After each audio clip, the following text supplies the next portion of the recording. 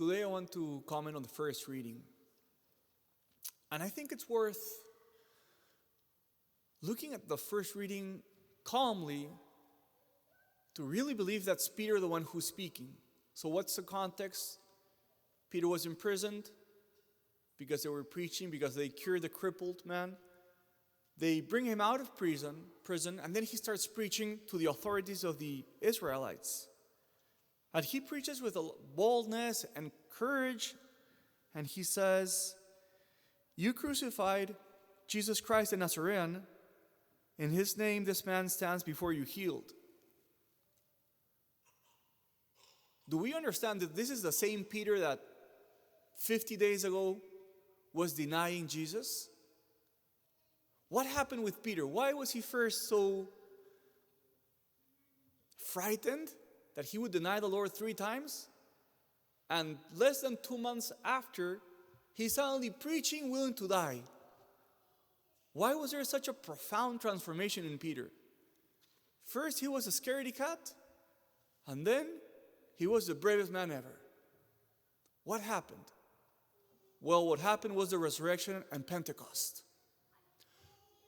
The resurrection and Pentecost was such a powerful event that a man who was afraid of dying, after this event, he was no longer afraid of death. He was willing to die. So that's the power of the resurrection. The resurrection is so powerful that it can defeat every single fear that we can find in our hearts. This boldness of Peter to be willing to die after the resurrection makes me think about the life of the saints. Maybe you know this, but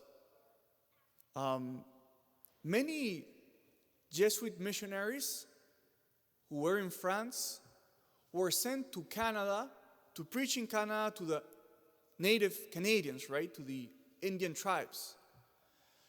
And the Jesuits knew, not only the Jesuits, but probably mainly the Jesuits who evangelized that territory, they knew that in being sent to Canada, they very likely were going to be tortured and perhaps even killed. And they signed up in masses to go to Canada.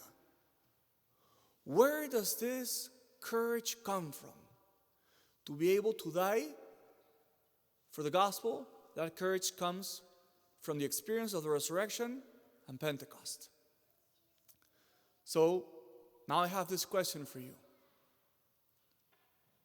Fear always imprisons us.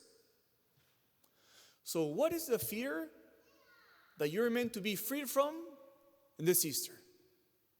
If Peter was first imprisoned by the fear of death that led him to deny the Lord, and he was freed by Easter and Pentecost, what fear imprisons you today that you must be freed from by the power of the resurrection and Pentecost?